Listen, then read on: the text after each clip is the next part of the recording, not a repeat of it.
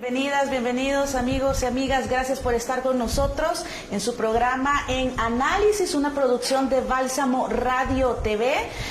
Hay que decirlo, nuestro objetivo es ser una alternativa de comunicación frente al monopolio mediático. Y justamente esta tarde pues vamos a tener muchos temas que conversar con ustedes y por supuesto con nuestra invitada. Antes que nada, un saludo para cada uno de los municipios de La Libertad, a Zaragoza precisamente, al Puerto de La Libertad, Comasagua. Gracias por estar conectadas y conectados con nosotros en este espacio. Quiero comentarles que vamos a estar conversando con, y presento a nuestra invitada esta tarde, la diputada del FMLN, Cristina Cornejo, a quien le damos la bienvenida a nuestro espacio. Diputada, gracias por estar con nosotros acá.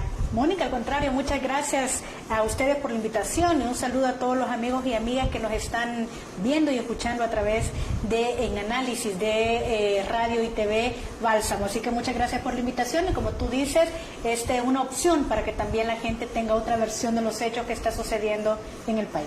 Así es, diputada, en estos momentos en los que la información y la desinformación también están presentes, vamos a estar conversando un poco acerca del tema del presupuesto general de la Nación, el tema de los antejuicios y un poco de coyuntura también nacional.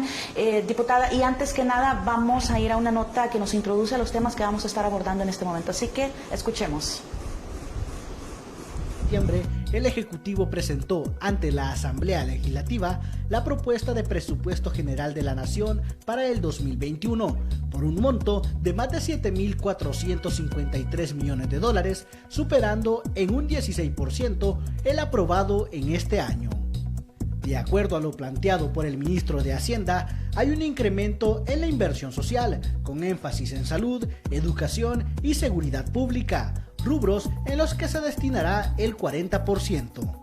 A pesar de esta proyección, instancias como el Instituto Centroamericano de Estudios Fiscales y CEFI advierten que hay un desfinanciamiento por el orden de los 1.342 millones de dólares que señalan se resolverá adquiriendo más deuda. A esto se suma que algunos sectores ven con preocupación que el presupuesto recorta recursos a instancias vinculadas con la transparencia y la defensa de los derechos humanos, como el Tribunal de Ética Gubernamental, el Instituto de Acceso a la Información Pública, la Procuraduría para la Defensa de los Derechos Humanos y otras. Por hoy, el análisis del presupuesto está en la cancha de la Asamblea Legislativa, que deberá estudiar su pertinencia. Entre otros temas, el Congreso también deberá analizar la petición de antejuicio realizada por la Fiscalía al director de la Policía Nacional Civil y viceministro de Seguridad Pública ad honorem, Mauricio Arriaza Chicas, por incumplir la orden de una comisión especial de la Asamblea Legislativa de llevar por apremio al ministro de Hacienda, Alejandro Zelaya, quien se negó en 5 ocasiones a asistir para explicar el uso de fondos para atender la pandemia.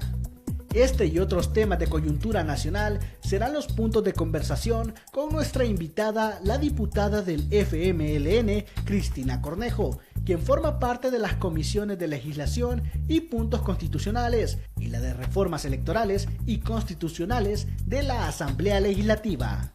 Estos y otros temas de coyuntura nacional serán abordados esta tarde en su espacio En Análisis por Bálsamo Radio TV. Bien, muchas gracias a Francisco Platero por darnos a conocer los temas que esta tarde vamos a estar abordando con la diputada y justamente el tema del presupuesto general de la Nación. Hay que mencionar, amigas y amigos, que un presupuesto público es una herramienta de carácter político, hay que decirlo, y también técnico, que refleja justamente las prioridades de un gobierno y también es un instrumento para cumplir los objetivos previstos por el Plan de Nación justamente de este gobierno. Es como el presupuesto que nos hacemos mensualmente cada quien en nuestras casas, solo que este es a gran escala, pero también el presupuesto puede ser utilizado o puede ser usado como una arma electoral y justamente esos puntos vamos a poner en perspectiva con la diputada.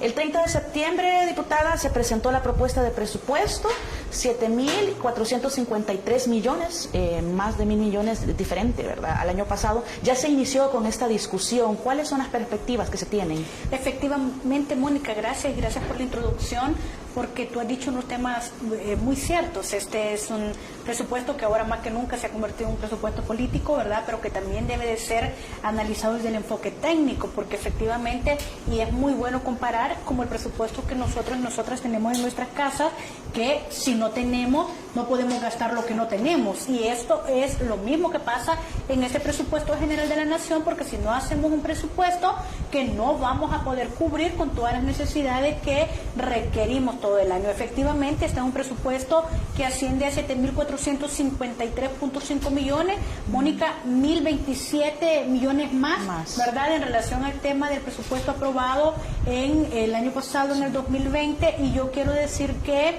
es muy irónico que viene un presupuesto con un incremento de 1.027 millones de dólares por algunos elementos que quiero contextualizar.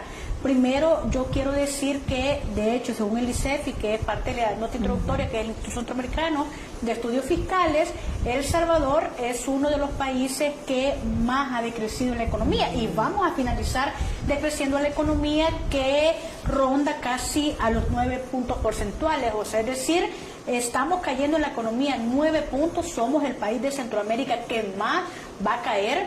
Yo quiero decir que somos el país en la región centroamericana que efectivamente hemos disminuido en el tema de las exportaciones, somos el país que más nos hemos endeudado, nuestro nivel de endeudamiento ha llegado ya casi al 94% de la deuda, o sea, es decir, ya no tenemos para que nos sigan prestando porque todos estamos totalmente prestados y endeudados, y obviamente también somos el país que para la crisis del COVID obtuvimos más dinero, o que se le dio más dinero al gobierno para salud, pero irónicamente es el gobierno que menos invirtió en salud, ¿verdad? Entonces yo creo que es importante tener estos elementos porque nosotros estamos ya con un nivel del 94% de la deuda, con un decrecimiento en la economía, y obviamente aunque podamos recuperar unos 2 o 3 puntos de cara al próximo año, nuestra economía siempre va a estar casi en un menos 5%, o sea, tendremos una economía en negativo, ¿verdad?, que habíamos logrado sostener en positivo en todos estos últimos años. Esto es como el comparativo que hacían de que por cada dólar 94 centavos ya estaban endeudados. Esta comparación. Efectivamente, y qué bueno, porque es así de importante entender. Cada dólar de nuestro presupuesto, 94 centavos lo debemos. O sea, que es decir, solo nos quedan 6 centavos para nuevas obras, para nuevos proyectos o de lo que podemos distribuir, porque todo lo demás obviamente ya está endeudado, todo lo demás ya está comprometido, ya lo debemos. Es como cuando te pagan el salario y mucha gente dice, no, pero mire, si a mí solo $100 me queda libre porque todo lo debo. Es algo muy similar, pero obviamente hay un momento en que ya nadie te presta. Bueno, y los amigos y amigas que nos están viendo deben de saber que hay un momento que las casas de crédito ya no prestan, la Curazao ya no presta, ya no te fían en la tienda, porque ya no tenés capacidad de pago, y eso es lo que está pasando a nosotros también a nivel nacional. Y hay un dato muy curioso, fíjate que también a mí me preocupó muchísimo, porque tenemos que saber de este presupuesto que vienen 1.027 millones adicionales al 2020, Mónica, ¿de dónde se financia? Y hay 2 puntos fundamentales que este presupuesto tiene como financiar. Más deuda. Más deuda. Venimos nosotros endeudándonos casi en 1.300 millones de dólares más. O sea, ya estamos al 94% del límite de la deuda. Pero este gobierno dice que para financiar este presupuesto que nosotros vamos a tener el próximo año, adicional a la deuda que ya tenemos que endeudarnos en casi 1.300 millones de dólares más. No estamos hablando de 100 pesos, no estamos hablando de 1.000 pesos o de 100.000 dólares. Estamos hablando de millones y millones de dólares, de miles de millones de dólares. Pero además hay otro que es el tema que me preocupa, yo creo que es importante que la ciudadanía pueda entenderlo.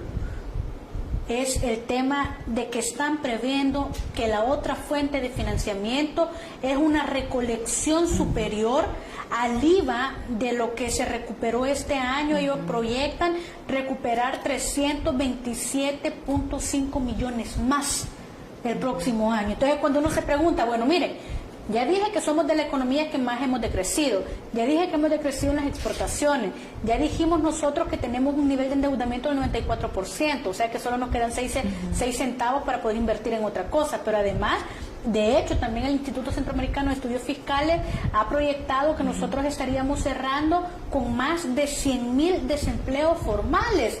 ¿Por qué voy a hacer la aclaración? Desempleos formales son aquellos que trabajaban en la empresa privada, que trabajaban en las instituciones públicas y que tuvieron que recortarla, que se les pagaba su seguro, sus AFP. Entonces el Seguro Social ha dicho que a la fecha 75,000 personas han dejado de cotizar. ¿Qué significa?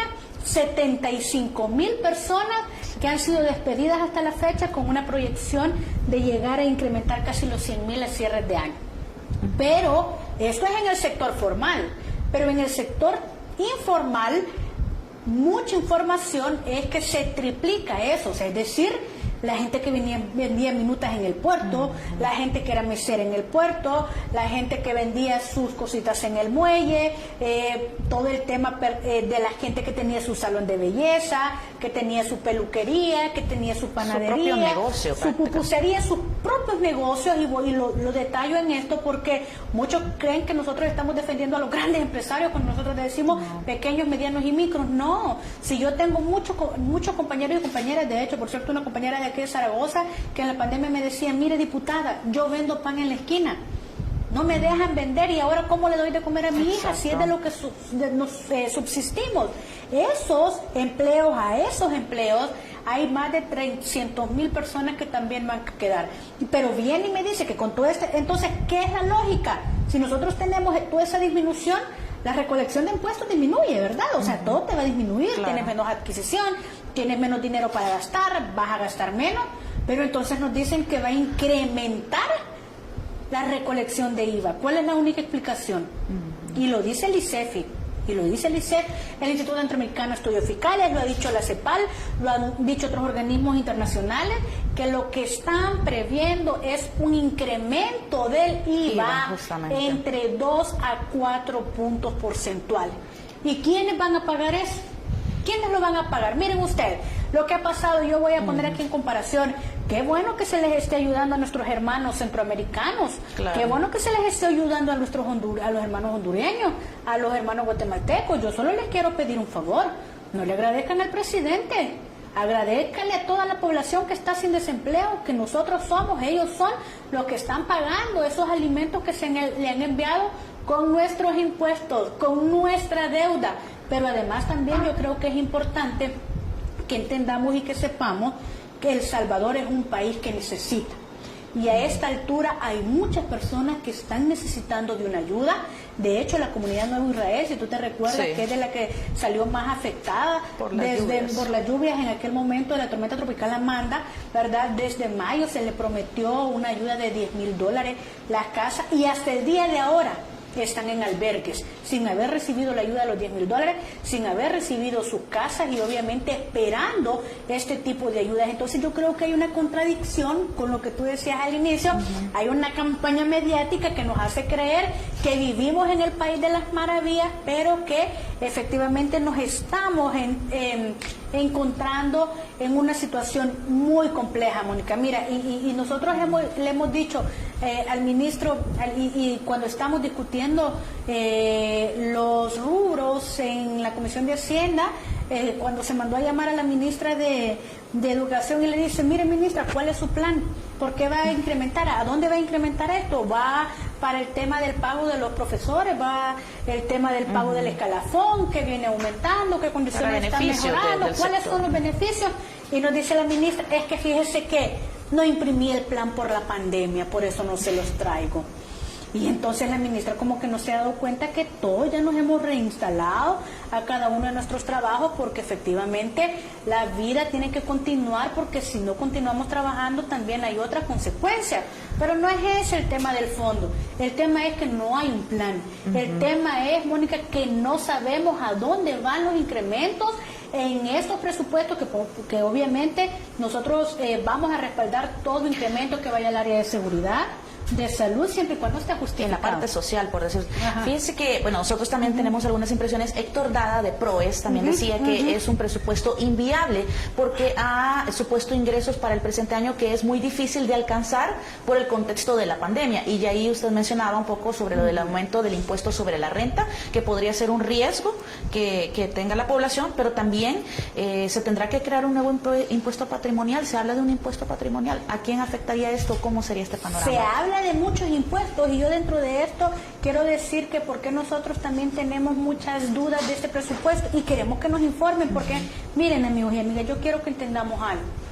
A lo mejor nosotros como diputados y diputadas obviamente nos podemos ver afectados, sí, pero los más afectados van a ser ustedes, los que menos tienen, porque al final a quienes se les va a cobrar los impuestos es a ustedes, a quienes les va a costar pagar los impuestos es a ustedes. Y no solo estamos hablando de un incremento en el IVA, que ¿quién paga el IVA? ¿Ustedes creen que el presidente del gobierno o el gabinete va a tener dificultades para pagar el IVA? Sí. Los que vamos a tener más dificultades son los que van a la tienda de la esquina, aquí en Zaragoza, a los que vamos a la tiendita y compramos cualquier cosa, porque si ahora vale una cora, la próxima, cuando le incrementen el IVA, va a valer entre 30 a 35 centavos. A eso estamos hablando cuando hay un incremento del IVA. Ahorita que hay un tema de afectación del transporte público, ¿quiénes están viendo afectados? El presidente. Los transportistas no, ustedes, porque el pasaje ha incrementado y quien lo pagan ustedes ese incremento.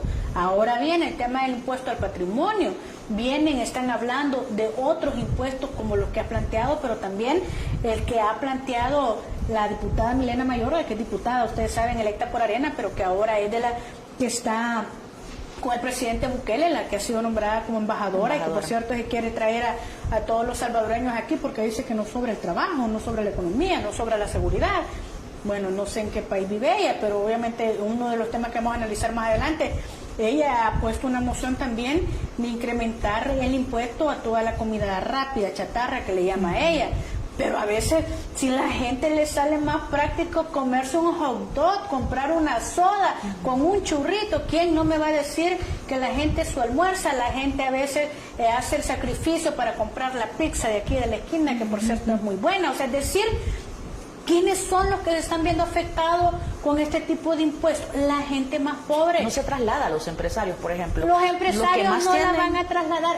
El impuesto a la telefonía, que por cierto ya puede tener vigencia. Obviamente dice, sí, ahorita que acaba de pedir el incremento para la gran empresa, que pague la gran empresa. ¿Ustedes creen que la gran empresa la va a pagar? Siempre hay un traslado a la población. Siempre hay un traslado y quien termina pagando los impuestos son los contribuyentes. ¿Y quiénes son los contribuyentes? Son ustedes. Fíjate que yo cuando veo este tema del presupuesto y veo también cómo va de incremento millones y millones de dólares para el tema del Ministerio de Gobernación. Es uno de los ministerios que también está creciendo más. ¿Y quién es el ministro de Gobernación? El candidato de San Salvador de Nuevas Ideas, que anda haciendo campaña, entregando el tema de los paquetes. Cuando yo veo un incremento, a otra vez, después de los 30 millones que se le incrementó el año pasado, al Ministerio de Defensa, yo digo, ¿por qué ese incremento no se lo damos para que le incremente el salario a los maestros y a las maestras? ¿Por qué son más de 50 millones de dólares que vienen para el tema de comunicaciones? No se lo damos para que tenga la pensión los veteranos y las veteranas. ¿Por qué ese incremento que viene a Gobernación no lo damos para que se les entregue la pensión básica universal, que está suspendida por varios meses? Entonces, cuando nosotros nos ponemos a revisar y vemos que el incremento de seguridad no nos especifica para dónde va, el incremento de educación tampoco, el incremento de salud, cuando ya según las cuentas llevan, no sé si más de 150 millones de dólares invertidos supuestamente en el Hospital El Salvador, y siguen pidiendo presupuesto para eso, que por cierto no está finalizado, cuando el ministro de Obras Públicas dijo que en junio iba a estar finalizado. Y mira, Mónica, también hay un tema de una preocupación también en este parte. Aparte, 1.342 para ser exactos el endeudamiento, pero hay unas instituciones que se ven en la disminución, que por cierto estaba también en la nota introductoria, ¿verdad? ¿Y cuáles son? Se le está bajando 12 millones de dólares al órgano judicial. Es decir, a todo el sistema judicial, de jueces, todo se le está bajando. Hay un tema de una disminución significativa a la Procuraduría General de la República. ¿Y quién es la Procuraduría General de la República? Aquella a la que usted va y que se le asigna los defensores particulares para que puedan seguir un proceso penal, a aquellos que van, madres solteras, y que ustedes van a la Procu y hay abogados y abogadas que lo representan para exigir el pago de cuota alimenticia, para el tema también de los reconocimientos, para el tema de todas esas cosas que usted no puede pagar. Entonces eso significa que disminuyéndole el presupuesto a ellos se disminuye personal, pero los afectados terminan siendo ustedes.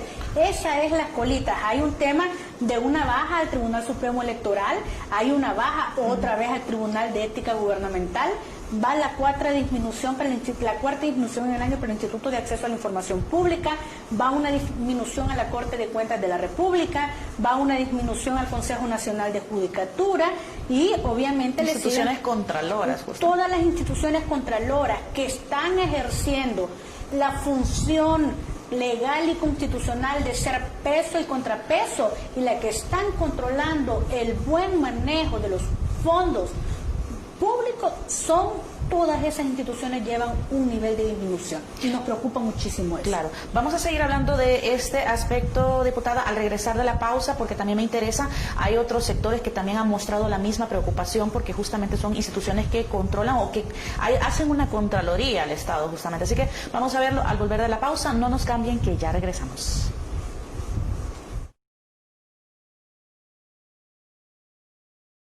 De Derechos Humanos, Igualdad de Condiciones y Denuncia Ciudadana.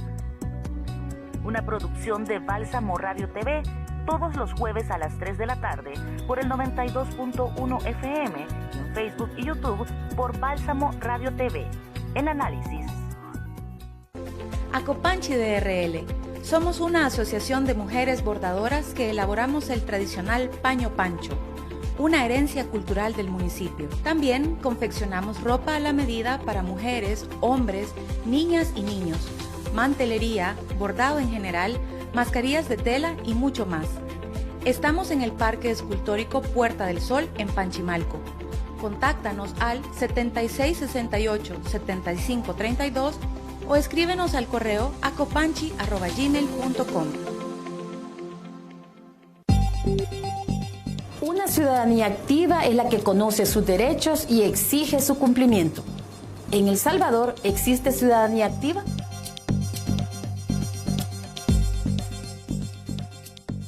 Ciudadanía Activa, un espacio para hablar sobre las desigualdades en el cumplimiento de derechos.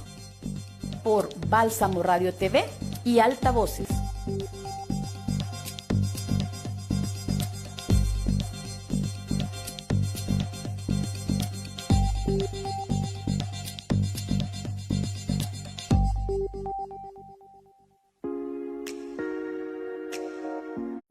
Cuidándonos en Comunidad es una iniciativa que surge a raíz de la situación de emergencia que vivimos en El Salvador debido al COVID-19.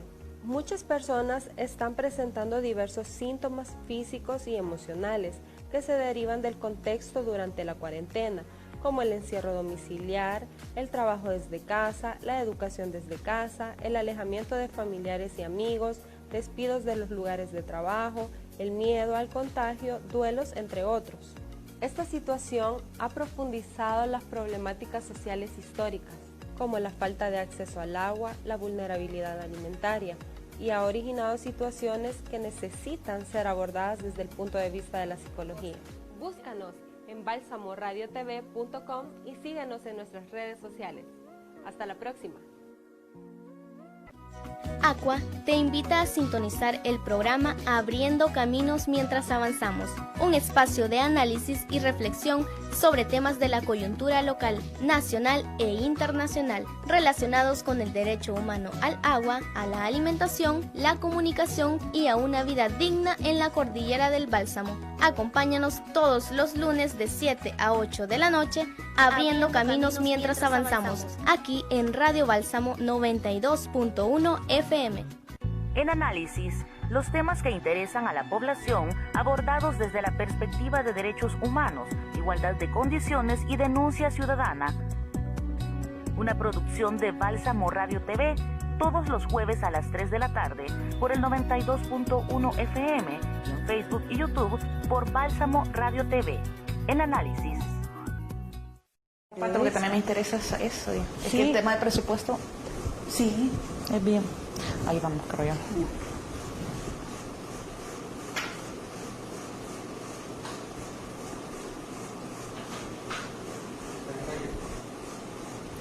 Muy bien, gracias amigas y amigos por continuar con nosotros. Agradecemos a quienes están pendientes de nuestras redes sociales. Estamos dando un saludo a Eduardo Jiménez, nos dice saludo Mónica y Cristi, nos dice por ahí. También tenemos a Victoria Paz. Adelante Cristina, estamos contigo. Gracias a quienes están pendientes de nuestras redes y del análisis que estamos realizando esta tarde en su espacio.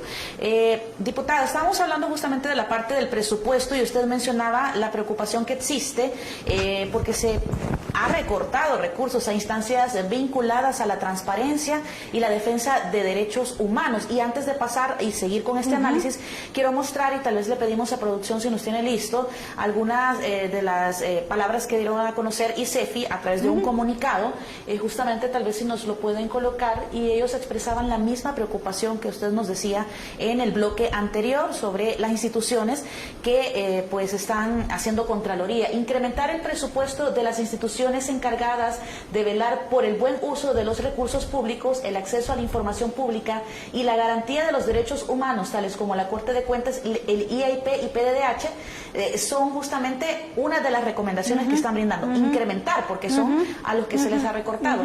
El incremento para estas instituciones puede provenir de reasignaciones del Ministerio de la Defensa, que fue uno de los de las instituciones a las que se les incrementó el presupuesto, en lugar de hacerlo a estas instancias que ven cuál es el trabajo del Ejecutivo. ¿Qué podemos decir de eso? Y el tema de lo de defensa, Mónica, este es el segundo incremento. Si yo no mal recuerdo, el incremento del año pasado fue en $30 millones. Y ojo, soldados, no ha sido para incrementarle el presupuesto a ustedes.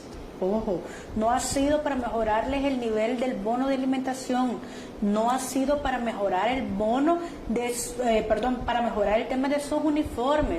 Este presupuesto ha sido para tener un control y una manipulación de una de las instituciones que logró un avance fundamental en los acuerdos de paz, que fue un tema de no convertirse en una institución que atropellara los derechos humanos, de no convertirse en aquella institución que perseguía, que violentaba, y de convertirse en una institución que protegía los intereses del país y obviamente nuestra frontera, y estar preparados por si teníamos alguna invasión de afuera. Ese es, digamos, la naturalidad o la lógica del ejército en este país, pero que está totalmente desviada, y que vemos que hay un interés de hacer cosas que no le competen, y como muy bien lo dijo la Sala de lo Constitucional, le hago un llamado al ministro de Defensa que cese estas acciones que van a cara de favorecer a un partido político en este país, y obviamente hacer acciones que van en contra de la Constitución. Este aumento y este incremento, así como los más de $30 millones para el tema de comunicaciones, debiese de ser para reforzar estas instituciones, que incluso una de ellas, que es el Instituto de Acceso a la Información Pública, lleva ya su cuarta vez que se le está disminuyendo. Nosotros necesitamos también garantizar un buen presupuesto a la Universidad de El Salvador. No es cierto que vaya un incremento de 10 millones, porque como a ellos les venían disminuyendo y les quitaron para unos programas que tenían de desarrollo institucional, a ellos se les debe mucho más, y es parte de lo que están exigiendo. Entonces, digamos que hay muchas cosas ahí que nos preocupan, y yo, Mónica, creo que es bueno que los amigos y amigas que nos estén escuchando deban de saber algo. Miren, no me crean a mí, no le crean a Cristina Cornejo. Yo lo único que les pido a ustedes es que se informen, lo único que les pido a ustedes es que lean un poquito más y se den cuenta de la grave situación económica que tenemos. Si no, vean a su alrededor, si ustedes fueron despedidos, si sus familiares, si sus amigos, si no tienen empleo, cuántas veces han recibido la canasta. Yo les digo, porque como hay unos ahí escribiendo, yo les voy a preguntar ahí. Díganme 5 cosas que este presidente de la República haya hecho por ustedes, los más pobres, en estos casi 2 años. Vaya, voy a descartar 2. Los $300, por favor, descartémoslo, porque ese es un dinero que no se los ha dado él. sino que lo van a pagar ustedes mismos. Que por cierto, dicen nunca se había dado, Mónica, gracias a Dios nunca nos habíamos enfrentado en una pandemia tan fea como la que nos estamos enfrentando ahora, que es a nivel mundial, ¿verdad? Que yo digo que siempre hay que tener las medidas de precaución, pero que además de eso ha tenido más de 7,000 millones de dólares, que yo también quiero compartir esta tarde, esos datos que me parece que también la ciudadanía lo debe de saber. Y otra cosa que está relacionado también con el tema de la canasta. La canasta ha sido destinada a dar una por mes. Entonces yo quiero preguntar primero cuántas veces la han recibido. Segundo, esa canasta, la primera tenía un precio aproximado de $50, pero cuando nosotros veíamos esa canasta no llegaba ni a 20. Tercero, esa canasta no fue comprada a nuestros productores. Fíjense, sobre todo aquí que estamos en la zona, ¿verdad? De todo el tema de la cumbre, todo el tema de la zona sur y centro del Departamento de Libertad, y todos los amigos y amigas que nos están escuchando de diferentes zonas, sobre todo los agricultores, muchos de ellos han perdido su cultivo. Los lecheros en este país tuvieron que botar la leche porque no se les permitió comercializar en tiempo de la pandemia, pero viene el gobierno y ha comprado este tema de los paquetes de empresas de México. Revisen de dónde son los paquetes, de dónde son las cosas que le están llevando, y nuestros agricultores se ven vendiéndola por nada a los coyotes porque no hay un reconocimiento de nuestra producción local. Pero además hay un tema muy complicado. Y estas empresas fantasmas a las que se le ha comprado los insumos que tienen las canastas básicas son empresas fantasmas o que tienen algún nivel de persecución del fisco, porque son empresas de dudosa procedencia en México. Imagínense ustedes, ya les dije 2 cosas. Por favor, díganme 5 cosas. 5 cosas. Voy a dejar ahí un par de minutos y van a darse cuenta. Y ahora yo les voy a decir cuáles son las promesas que no ha cumplido. Cuando ustedes me dicen y nos ponemos a pensar y analizar, nos vamos a encontrar. Porque este gobierno lo que ha hecho en este año y medio es entrar en conflicto, como decimos en buen salvadoreño, con mundo y reimundo. Pero fíjense ustedes, con estos 7,600 millones de dólares que le ha entrado en efectivo, Mónica, el gobierno, 7,600 millones de dólares tuvo en efectivo hasta agosto de este año. Falta incorporarlo de lo de septiembre, octubre y lo que va a ir de noviembre. Pero el gobierno tuvo hasta agosto 7,600 millones de dólares en efectivo en sus manos. ¿Y la ejecución de este presupuesto? Correcto, muchos de ellos por presupuesto, y estoy viendo que ahorita que está la plenaria, por cierto, le han aprobado otros 250 millones de dólares más, que hay un dictamen favorable de la Comisión de Hacienda de 250 millones de dólares más. ¿Para qué rubro? ¿Para qué rubro? Esto dice que va para el tema de atender la emergencia COVID, y nosotros seguimos sin una atención específica a este tema, que también seguimos que nuestros pequeños, medianos y microempresas siguen sin recibir la ayuda. Pero fíjense ustedes, desde mayo yo decía que la comunidad baja. Entonces yo me imagino que no encontraron ustedes qué es lo que él prometió, no lo ha cumplido. Y ahora voy yo con ustedes. Miren, díganme por favor 5 cosas de las cuales ha incumplido el presidente.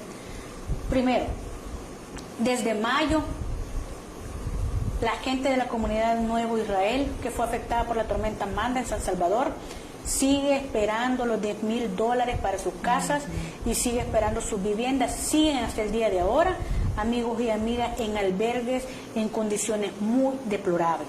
Fíjense ustedes, seguimos esperando las lanchas ambulancias que prometió. Seguimos esperando la pensión vitalicia que prometió a los bomberos. Seguimos esperando la pavimentación de las calles que vino a prometer, que por cierto, yo tengo un registro de 10 municipios como mínimo visitados por este gobierno. Dijeron al siguiente día venimos a pavimentar o venimos a hacer las obras, y la gente sigue esperando. Seguimos esperando que termine el hospital de El Salvador, que dijo que iba a estar listo en junio. Seguimos esperando que obviamente funcionen las entidades de transparencia y anticorrupción, ¿verdad? Y hasta el día de ahora este gobierno es uno de los gobiernos que es mayor cómplice de la corrupción en este país. ¿verdad? Ustedes recordarán que en aquel momento dijeron que iba a haber una creación de la CICIE, que por cierto el jefe de la CICIE es aquí en El Salvador, la esposa de él trabaja en el aeropuerto, o sea, entonces ¿dónde está el tema de juez y parte? Pero esta institución es la que puso un aviso a la Fiscalía General de la República por posibles indicios de corrupción en estos órganos del Estado, y entonces hay un montón de cosas que uno dice, vaya, mire, se han tenido 7.604 millones de dólares en efectivo para enfrentar la pandemia hasta agosto de este año, otros 250 de dólares más, 250, que galan que fueran 250 dólares, 250 millones de dólares, entonces ¿para dónde van? Dígame, no se ha visto usted, la ejecución de esto. dígame usted, pequeño, mediano y microempresario, usted que perdió su negocio, usted que no le pudo pagar a sus empleados, no porque no quería, sino porque no pudo trabajar, ¿a quién de ustedes le han dado el préstamo que el gobierno prometió? ¿A quién de ustedes se les ha pagado el salario que no pudieron percibir durante los momentos de la pandemia? Entonces estamos en un oleaje, por eso me encanta este programa y me tomé el tiempo de venir, pero he pedido permiso, van a decir que estoy en plenaria, pero he pedido permiso, ya me voy a regresar para no estar allá ahorita, porque creo que es bueno que también ustedes tengan una versión de los hechos. Yo lo que les quiero dejar es esa espinita para que ustedes averigüen y se informen bien de las consecuencias que el mal manejo del uso de los recursos públicos nos va a costar. Nunca habíamos visto lo que había pasado, que la Policía Nacional Civil obstaculice el trabajo de la Fiscalía General de la República, que por cierto, la Fiscalía General de la República estaba ejecutando una orden judicial de allanamiento dada por el Juzgado 13º de Paz de San Salvador, pero viene la policía y ahorita estaba leyendo aquí que ha obstaculizado, y entonces hay una preocupación a nivel nacional, pero también a nivel internacional, que está viendo una desnaturalización de la Policía Nacional Civil. Y yo aquí quiero hacer la aclaración que no es un mal trabajo de los elementos que están en la policía, sino de los jefes, de los que están al mando, que están utilizando a la policía y el ejército para hacer una manera política, partidaria y para no respetar la Constitución en este país. Muy preocupante lo que está sucediendo en el país. Y justamente a esa parte vamos desde el siguiente tema, el tema del antejuicio, porque también ya se recibió la petición de antejuicio, usted lo mencionaba ayer, y también nos decía pues que ya hay una conformación de la Comisión Especial de Desafuero para el director de la Policía Nacional Civil. Tal vez quizás un poco de contexto de por qué se ha pues hecho esta comisión. Entendemos que bueno, se pidió en algún momento determinado que el director de la policía o la policía llevara por apremio al ministro de Hacienda por no atender las peticiones o los llamados que hacía la Comisión de Hacienda para explicar lo que se ha gastado durante el tema de la pandemia. Entonces, ¿qué podemos decir? ¿Cuándo se va a empezar a discutir esto? ¿Cómo está conformada esta comisión, diputada? Efectivamente, Mónica, fíjese que este es un tema muy importante, ¿verdad? Porque yo decía en una de las entrevistas el día de ayer que si algo sabe hacer este director de la policía es violentar la ley y la Constitución. Y entonces, ¿cómo podemos tener confianza en una institución que su obligación es exigir el respeto de la ley cuando es el mismo director que está incumpliendo la ley en este país? Entonces nosotros tenemos mucha preocupación y yo quiero decir en esto que en la Asamblea se conformó una comisión especial para investigar el uso de los recursos públicos que han sido aprobados para atender la pandemia. O sea, es decir, estos 1.600 millones de dólares no tenemos claro a dónde han dado. De los 300 dólares que le tenían que haber llegado a usted, de seguro muchos de los que me están viendo, nos están escuchando, no le llegaron. ¿Y sabe por qué no le llegaron? Porque hay 100.000 beneficiarios, según la Corte de Cuentas de la República, que tenía que haber llegado ese dinero, pero que no les llegó, porque firmaron de recibido, pero no sabemos a quién se le entregó ese dinero. 30 millones de dólares perdidos, dice la Corte de Cuentas, que por cierto, irónico que cuando la Corte está haciendo un examen especial para ver cómo se ha invertido el dinero, llega el Ministerio de Trabajo sin facultades legales y llega a cerrar la Corte de Cuentas de la República. Entonces, ¿qué te dice esto? ¿Cuál es la preocupación del gobierno, Mónica, en querer evitar que se investigue cómo está usando el dinero? Si el presidente ha dicho el dinero alcanza cuando no se roba, ¿y por qué no le está alcanzando, presidente? Es que muchos están robando.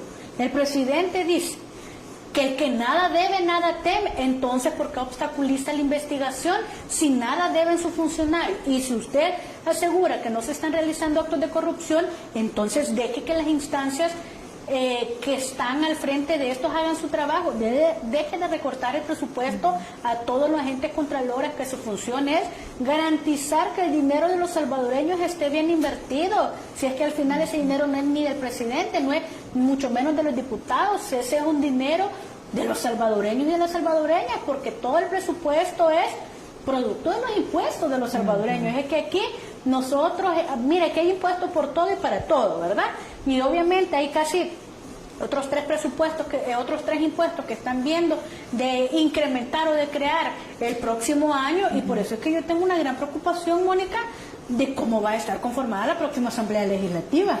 Yo veo que aquí muchos candidatos dicen, ¿cuál es su propuesta? Hacer lo que el presidente quiera. Eso no dicen, eso no responden. Si la función de la Asamblea Legislativa es ser una institución de peso y contrapeso, una institución contralora, garante de que haya un tema de cumplimiento de las leyes en este país, aparte de su creación. Pero bueno, en este tema de lo del actuar del director de la policía, se creó una comisión especial para investigar cómo se habían utilizado este dinero. Ahí es donde llegó el expresidente del Banco Central de Reserva y dijo que efectivamente el gobierno había recibido más de 3.600 millones de dólares en netes y CETES, son préstamos, y que por eso le despidieron el día siguiente, ¿verdad? Porque él certificó que efectivamente el gobierno sí había recibido ese dinero. Entonces, a esa comisión se le ha invitado en varias ocasiones al ministro de Hacienda. Y en la Asamblea Legislativa están las comisiones ordinarias, ¿verdad? Y las comisiones especiales. Las comisiones especiales son comisiones que tienen un mayor peso. Y según la Constitución, los funcionarios están obligados a colaborar con la investigación de un interés nacional.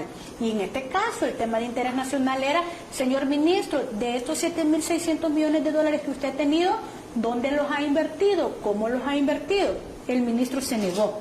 Entonces dice la Constitución, si a la tercera vez un ministro o un funcionario se niega a ir a la comisión que lo están llamando para que informe, la Policía Nacional Civil debe de llevarlo por apremio. ¿Qué es por apremio? Él lo va a traer y llevar, pues, algo así como la fuercecita. Ese es el apremio, llevarlo, no con esposas, pues, pero mire, señor ministro, usted tiene que ir a explicar. Es correcto, usted tiene que ir a explicar, y esta es la tercera o la cuarta vez que usted no está llegando. Pues bueno, el director de la policía, imagínense, o sea, le digo yo, ¿qué confianza podemos tener? El director de la policía manda una carta y dice que el ministro no había llegado porque tenía otras cosas que hacer. Eso no respondió cuando primero, señor director de la policía, su facultad, no está dentro de su facultad determinar si usted le da permiso o no al ministro para no llegar a una actividad de la Asamblea Legislativa, si la Constitución lo que le dice es que usted tenía que haberlo llevado. Entonces, el director, y fíjate cómo es la cosa, aparte de también violentar el tema de lo que pasó en la Asamblea Legislativa con el nuevo F, 9 de febrero, que también cumplieron delito cuando se fue el tema de la militarización en la Asamblea, ¿verdad? Días después y después de esto otro, lo nombra como viceministro de Seguridad ad honorem. Y ustedes saben para qué fue ese nombramiento. Primero que es nombrado viceministro, pero que por cierto no está ejerciendo. Es como lo mismo que sucedió, que ya muchos deben de haber olvidado, pero que seguimos sin saber quién le pagó los viajes a Osiris Luna a México. $30,000 vale cada viaje como mínimo en un jeep privado, ¿verdad? Y que él hizo varios viajes en jeep privado siendo director de centros penales, y no nos quieren decir quién nos pagó los viajes. Exacto. ¿Qué hay de fondo? Nadie te paga por gratis un viaje, ya no se llega en un jeep privado que te dan un avión solo para vos. Y entonces, en aquel momento nombró también viceministro a Osiris, viceministro de Osiris. ¿Es una forma de protección esto? Es una forma de protección. ¿Por qué? Porque los viceministros tienen fuero y no se les puede tocar, ¿verdad? No se les puede perseguir, no se les puede juzgar por un delito común. Entonces, como el mismo presidente está viendo que su funcionario, imagínense la actitud del presidente, que en lugar de decir funcionarios corruptos enfrentan la ley, como usted se comprometió, presidente, que mucha gente, por cierto, le creyó, ¿verdad? Y obviamente la gente no tiene la culpa. Usted genera un nivel de expectativa que cada vez lo que hace es decir que hace todo lo contrario de lo que prometió. Entonces viene y le pone el fuera. Entonces, como el director de la policía no llevó al ministro, él hizo un delito que se llama incumplimiento de deberes, porque el deber del director de la policía era llevarlo, pero incumplió la orden, ¿verdad? Que es un delito que está previsto y sancionado en el artículo 321 de nuestro Código Penal, sí, ¿verdad? Con una pena hasta de 4 años y se incrementa si es funcionario público, ojo, ¿verdad? Entonces viene el fiscal y dice, mire, efectivamente el director de policía cometió un delito, que es el incumplimiento de deberes, pero como el señor presidente lo acaba de nombrar viceministro, para poder ver si efectivamente cumplió o no cumplió ese delito, necesitamos quitarle el fuero. Entonces, esta tarde, antes de venirme para acá, en la Comisión de Legislación y Puntos Constitucionales, de la cual soy parte, acaba de aprobar un dictamen favorable para conformar la comisión especial para dictaminar si hay lugar a desafuero o no del director de la Policía Nacional Civil. Si se dice que sí hay desafuero, entonces el director es separado de su cargo y tendrá que enfrentar en los tribunales correspondientes para que sean ellos los que determinen si ha cumplido o no un delito, ¿verdad? Ese es el procedimiento y efectivamente eso pasará el día de ahora. Muy bien, vamos a conocer más sobre esta comisión, diputada, al regresar de la pausa. Debo hacer nuestra siguiente pausa para conocer qué es lo que va a suceder y cuándo se podría tener algún dictamen de parte de esta comisión especial. Perfecto. No nos vayan a cambiar ni se vayan a desconectar. Ya regresamos. Análisis. Los temas que interesan a la población abordados desde la perspectiva de derechos humanos, igualdad de condiciones y denuncia ciudadana. Una producción de Bálsamo Radio TV, todos los jueves a las 3 de la tarde por el 92.1 FM, en Facebook y YouTube por Bálsamo Radio TV. En Análisis. Acopanchi DRL. Somos una asociación de mujeres bordadoras que elaboramos el tradicional paño pancho, una herencia cultural del municipio. También confeccionamos ropa a la medida para mujeres, hombres, niñas y niños, mantelería, bordado en general, mascarillas de tela y mucho más. Estamos en el Parque Escultórico Puerta del Sol en Panchimalco. Contáctanos al 7668-7532 o escríbenos al correo acopanchi@gmail.com. Una ciudadanía activa es la que conoce sus derechos y exige su cumplimiento. ¿En El Salvador existe ciudadanía activa?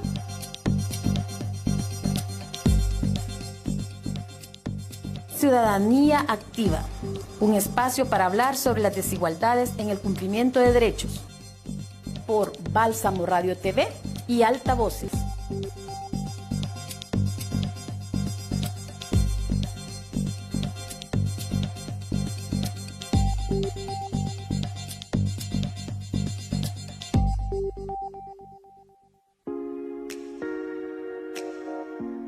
Cuidándonos en Comunidad es una iniciativa que surge a raíz de la situación de emergencia que vivimos en El Salvador debido al COVID-19. Muchas personas están presentando diversos síntomas físicos y emocionales que se derivan del contexto durante la cuarentena, como el encierro domiciliar, el trabajo desde casa, la educación desde casa, el alejamiento de familiares y amigos, despidos de los lugares de trabajo, el miedo al contagio, duelos, entre otros. Esta situación ha profundizado las problemáticas sociales históricas, como la falta de acceso al agua, la vulnerabilidad alimentaria, y ha originado situaciones que necesitan ser abordadas desde el punto de vista de la psicología. Búscanos en balsamoradiotv.com y síguenos en nuestras redes sociales. Hasta la próxima. Aqua te invita a sintonizar el programa Abriendo Caminos Mientras Avanzamos, un espacio de análisis y reflexión sobre temas de la coyuntura local, nacional e internacional relacionados con el derecho humano al agua, a la alimentación, la comunicación y a una vida digna en la cordillera del Bálsamo. Acompáñanos todos los lunes de 7 a 8 de la noche, abriendo caminos mientras avanzamos, aquí en Radio Bálsamo 92.1 FM. En Análisis, los temas que interesan a la población abordados desde la perspectiva de derechos humanos, igualdad de condiciones y denuncia ciudadana. Una producción de Bálsamo Radio TV, todos los jueves a las 3 de la tarde por el 92.1 FM y en Facebook y YouTube por Bálsamo Radio TV. En Análisis. Muy bien, continuamos en Análisis, una producción de Bálsamo Radio TV. Estamos con la diputada del FMLN, Cristina Cornejo, y con ella estamos hablando de diversos temas. Hemos hablado sobre el presupuesto para el año 2021, pero también estamos hablando sobre el antejuicio o el proceso que se va a hacer al director de la Policía Nacional Civil, y justamente estábamos hablando de que ya se había conformado, diputada, la Comisión Especial para el Desafuero. Ya usted nos contaba de que ahora mismo podría ser juramentada esta comisión, ¿no? ¿Es así? Sí, efectivamente, ahora ha sido aprobado un dictamen. Este dictamen tiene que pasar al Pleno Legislativo. El Pleno tiene que aprobar este dictamen, que este dictamen es una conformación de una comisión. Entonces todos los partidos, todas las bancadas legislativas tienen que hacer propuestas de quienes van a estar en esa comisión. Entonces esperamos que el día de ahora cada una de las fracciones legislativas haga sus propuestas, se conforme la comisión especial y empiecen a sesionar solo para efectos de desafuero la próxima semana. Entonces nosotros esperaríamos que ahora se conforme esta comisión y ya que la próxima semana inicie a trabajar en este tema que es también tan urgente para el país. Diputada, y solo quería retomar un aspecto que me parece importante en medio de todo esto, en medio de lo que ha sucedido también en el allanamiento, del Ministerio de Salud. El fiscal general de la República, Raúl Melara, aseguraba ayer que los allanamientos en este ministerio son producto de indicios de irregularidades presentadas por la Comisión Internacional contra la Impunidad de las ICIES. O sea, no ha sido algo sacado de la manga, no ha sido nada intencional, no ha sido algo electoral como en algún momento lo ha manifestado el presidente. Quisiera su lectura sobre esto también. Y efectivamente, justo ahorita, mientras nosotros estábamos aquí, hay una conferencia, ¿verdad?, a cargo del equipo que estuvo al frente de la Fiscalía General de la República en este allanamiento. Allanamiento es entrar a investigar, eso es lo que significa un allanamiento, ¿verdad?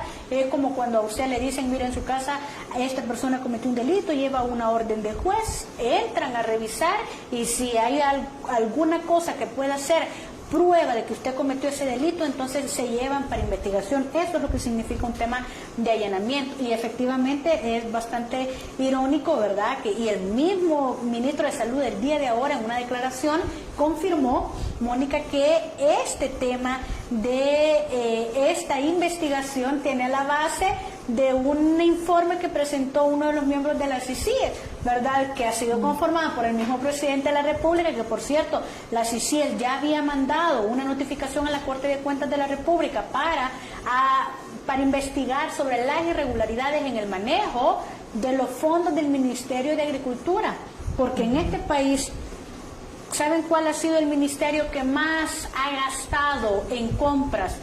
Más del 60% de las compras que se han dado en este año, ¿saben quién es? Salud no, porque ustedes dicen salud, si salud ha sido el tercero. El 11% de las compras que ha hecho el gobierno nada más son de salud en este país. El que lleva más del 60% es el Ministerio de Agricultura y Ganadería. Y ojo, no es para ustedes agricultores, no es un beneficio que les ha llevado a ustedes. Es de esas compras que tampoco les está haciendo a ustedes, de esas compras irregulares que está haciendo en empresas fantasma de fachada en México. El segundo es el Ministerio de Obras Públicas, y en un tercer lugar, con el 11% nada más, está el Ministerio de Salud, ¿verdad? Entonces para nosotros es muy preocupante, y estas cosas son las que está investigando la Fiscalía, porque así como la CICIE le dijo a la Corte de Cuentas, mire, Corte de Cuentas, el Ministerio de Agricultura ha hecho algo que no nos huele bien, no nos suena bien. Ahí también le dijo a la Fiscalía, así como lo reportó a la Corte de Cuentas, lo reportó a la Fiscalía, porque la Fiscalía no solo le reportó salud es el que estaban investigando en ese momento, pero también está el tema de FONAE, que es donde estuvo el que compró las mascarillas. También está el Ministerio de Hacienda, que por cierto el ministro de Hacienda se vio involucrado en más de $700,000 en venta de mascarillas, casi al 30% más de lo que costaban, ¿verdad? Y obviamente también está el Ministerio de Agricultura y también está el Ministerio de Salud. Entonces este allanamiento que hizo la Fiscalía fue porque la CICIES le dijo, mire, hay indicios de corrupción. ¿Y qué tiene que hacer la Fiscalía? Investigar. Claro. Pero para poder entrar a una casa, o en este caso una institución, tiene que haber una orden judicial. Y está aquí, ¿verdad?, que justo la están enseñando ahorita en esta rueda de prensa que tiene la Fiscalía General de la República, que hay una orden judicial del juzgado 13º de Paz de San Salvador, en donde le autoriza a la Fiscalía General de la República a ir a investigar si efectivamente esos hechos que la CICIES dice son ciertos o son falsos, y que se va a dirimir en los órganos de los juzgados correspondientes. Entonces, si dicen que nada deben de temer. Si dicen que han hecho las cosas correctas, entonces demuéstrenlo. Es que es lo único que nosotros queremos. De ahí, pues obviamente que cada quien siga haciendo su trabajo, pero cuando yo veo la resistencia a este tipo de cosas, ¿verdad?, la obstaculización de la policía, ¿verdad? Aquí estoy viendo que las mujeres fiscales, que por cierto es una mujer la que estaba al frente de lo del allanamiento, dice que se siente acosada por la persecución policial que tuvo dentro de las instalaciones por policías fuertemente armados, y están aquí, obviamente, los videos y las fotografías que bueno, están aquí justo pasando en estos momentos, que ustedes, que ustedes pueden ver aquí cómo la Fiscalía General de la República también está en un proceso de informes, ¿verdad?, con videos, con fotografías, en el hecho de decir... Está sustentando, ¿verdad?, y está presentando las órdenes judiciales que tienen en relación a esto. Entonces yo digo, bueno, ¿con quién no tiene problema el presidente de la República ahora? Si ustedes...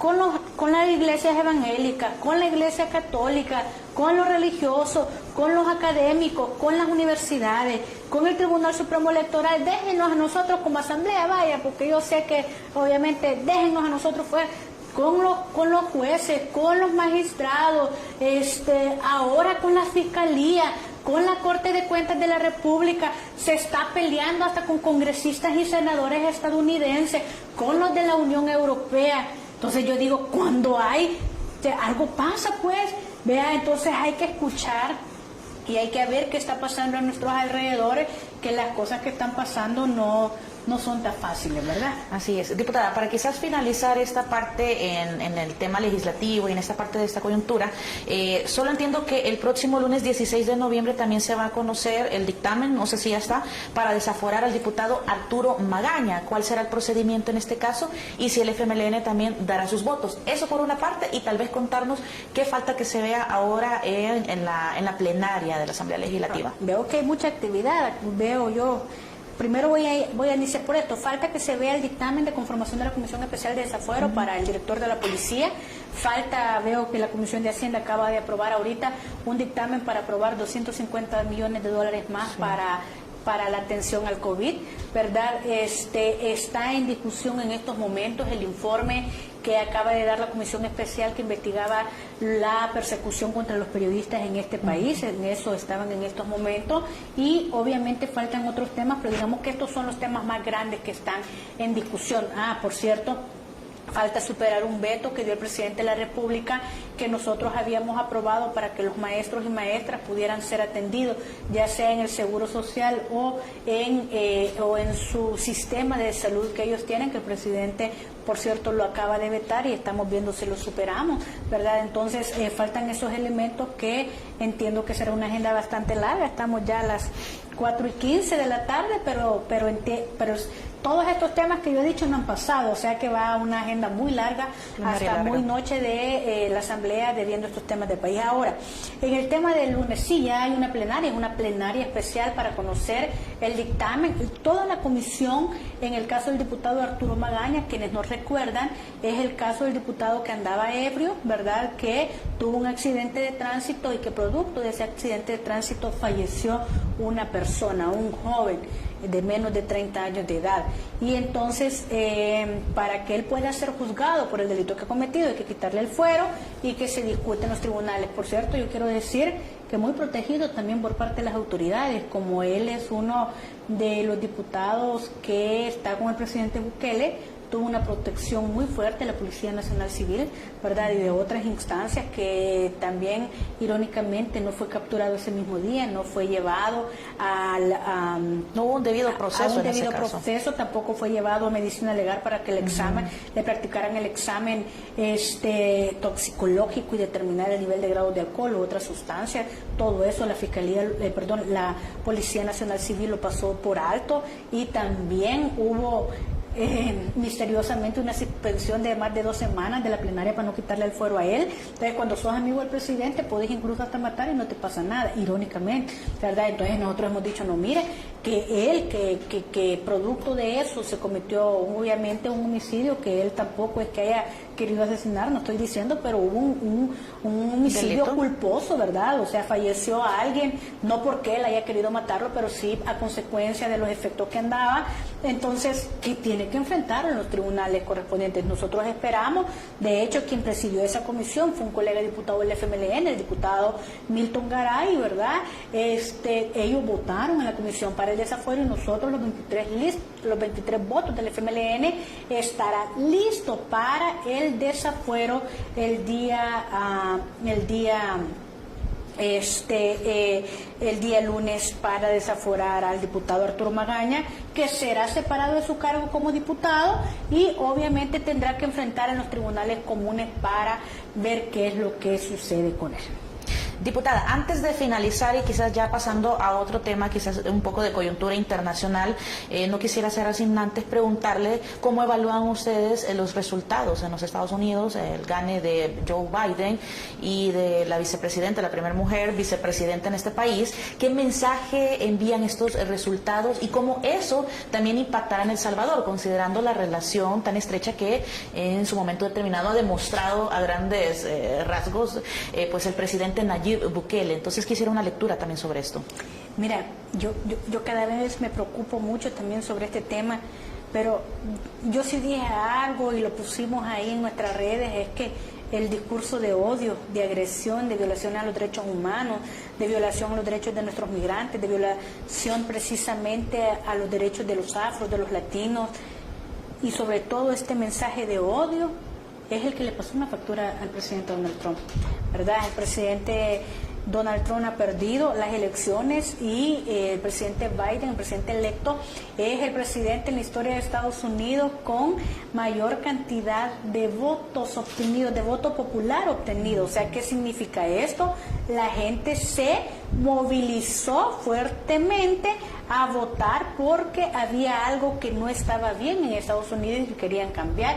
Y obviamente también vemos cómo es que por primera vez en la historia de Estados Unidos una mujer ha sido electa vicepresidenta, ¿verdad? Con la vicepresidenta electa. Y con esto yo quiero decir que el presidente va a tener que poner sus barbas en remojo, porque como yo lo decía ahora, justo también estaba revisando antes de entrar acá, ¿verdad? Que se han pronunciado con esto de lo de la Fiscalía General de la República varios senadores y congresistas. Sí. Allá en el caso de Estados Unidos no solo tienen diputados como el caso nuestro, sino tienen senadores que son los máximos representantes y tienen congresistas, ¿verdad? Cámara de Representantes, y en eso varios congresistas han mostrado su preocupación por los altos niveles de violación a la institucionalidad, posibles retrocesos en democracia y el no combate, sino al contrario, ¿verdad? El tema de querer obstaculizar el combate de los delitos de corrupción por parte del presidente. El día de ayer vimos cómo él, ¿verdad?, que es uno de los representantes del Congreso de Estados Unidos, que ve el tema de la cooperación, se pronunció. Hemos visto el día de ahora que el jefe de Buró de Asuntos del Hemisferio Occidental del Departamento de Estado, o sea, es decir, de los gobiernos de Estados Unidos, se acaba de pronunciar condenando la actitud de la Policía Nacional Civil el día de esta semana, y además exigiendo unos lazos de cooperación. Yo sí creo que las elecciones en Estados Unidos y las relaciones ahora con los demócratas tiene que poner mucho que pensar al presidente, porque el presidente la agarra hasta con ellos y les dice: ustedes son pagados por fulano, ustedes son pagados por sutano, y el presidente no se da cuenta de que algo está pasando en este país, que no solo lo estamos viendo los salvadoreños que lo queremos ver, sino que hay una condena a nivel internacional y una preocupación a nivel internacional por considerar que El Salvador es uno de los países ahora que va por un rumbo de dictadura, por un rumbo de persecución y por un rumbo de militarismo, que es un grave retroceso a nuestra democracia, y obviamente no queremos y vamos a luchar para jamás volver a los años de los 80, que fue el conflicto armado, porque no había un respeto a los derechos humanos de los salvadoreños y las salvadoreñas. El presidente acaba de pelearse entonces con los congresistas, con los senadores demócratas, que es el partido del presidente Biden. Sí. Ahora está en discusión el tema del Departamento de Estado, ¿verdad? Y que obviamente yo espero, para mí, Estados Unidos, por decirlo de esta manera, tiene la misma política colonialista, ¿verdad? Claro. Pero entre los demócratas y los republicanos, me da gusto que haya ganado Biden, creo yo que no es porque un tema de lo que me pueda beneficiar a mí, sino de lo que va a beneficiar a esos más de 3 millones de compatriotas que están en Estados Unidos. Yo quiero lamentar y condeno cada día que puedo las declaraciones de la embajadora nombrada o nominada por El Salvador a Estados Unidos, que la primera acción fue cumplir una política antimigrante del presidente Trump, en el cual ofreció devolver al 50% de nuestros compatriotas, que es la meta que se había puesto el presidente Donald Trump, ¿verdad? Argumentando que El Salvador estábamos listos para recibirlo porque teníamos suficiente trabajo, teníamos suficiente seguridad. Y yo quiero decir que solo hasta agosto, Mónica, 4.000 millones de dólares en remesa, 4.000 millones de dólares de nuestros compatriotas que no están pasando una vida feliz. Como dicen, vamos a ir a vivir el sueño americano. Allá van a limpiar casas, allá van a limpiar restaurantes, allá van a cocinar, allá van a hacer los trabajos que los gringos no les gusta hacer. No digo americanos porque americanos somos todos, ¿verdad? Pero que los norteamericanos, en este caso de los estadounidenses, no les gusta hacer y que contribuyen a la economía estadounidense, pero que también contribuyen. Yo sí creo que los que estamos al frente de estos cargos, los funcionarios públicos, tenemos que abogar y tenemos que tener las mejores resoluciones, las mejores relaciones para trabajar y exigir un estatus definitivo, un estatus permanente a nuestros compatriotas que están con un estatus temporal o que no tienen ningún estatus migratorio, y que creo que estamos en la obligación de trabajar por quienes nos debemos y que son los salvadoreños y las salvadoreñas, y que no debe de ser ningún gobierno de otro país, mucho menos ningún gobierno antimigrante como es el actual presidente de Estados Unidos, Donald Trump, y que muy bien se llevan con el actual presidente de El Salvador, ¿verdad? Digo en esto, pero dicen que se llevan tan bien, pero esas relaciones no le ayudan a que respeten a nuestros migrantes en este país. Esas relaciones no las utiliza el presidente de nuestro país para exigirle una solución definitiva, sino las utiliza para hacer cosas contrarias que van en contra de la democracia y en contra de la institucionalidad de este país. De hecho, la ex embajadora de los Estados Unidos, Mari Carmen Aponte, hablaba de repensar justamente al presidente, de que repensara muy bien cuál va a ser su posicionamiento con el nuevo presidente Joe Biden, aunque va a tomar prontamente posesión. Y que ha sido muy crítica, Mari Carmen Aponte, que ha sido una de las embajadoras que ha tenido en este país, que obviamente le ha hecho un llamado al presidente de la República a no seguir afectando la democracia, y es de las que está cuestionando cada día el accionar del presidente. Así es.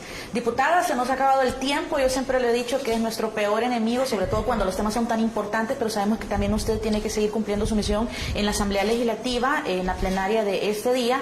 Así que debo de agradecer por habernos dado sus puntos de vista, los puntos de vista del FMLN también, en torno a estos temas que son de importancia nacional. Así que la esperamos para una próxima vez, diputada. Al contrario, Mónica, muchísimas gracias y un gusto poder compartir con ustedes esta tarde, y siempre hacerles la atenta invitación a que por favor leamos, averigüemos y no solo creamos en lo que te puede decir en un tuit que son muy pocos caracteres, o sea, es decir, son muy pocas letras, o en una declaración de Facebook, que no es la realidad, ¿verdad? Y que obviamente hay muchas cosas más de fondo que están afectando a nuestro país. Muchas gracias y bendiciones para todos y para todas. Feliz tarde, diputada, y gracias también a quienes se conectaron con nosotros a través de nuestras redes sociales. Le hemos dicho, nuestro objetivo es ser una alternativa de comunicación frente al monopolio mediático. Así que nos vemos el próximo jueves, siempre a las 3 de la tarde a través de En Análisis. Muy buenas tardes. En Análisis, los temas que interesan a la población abordados desde la perspectiva de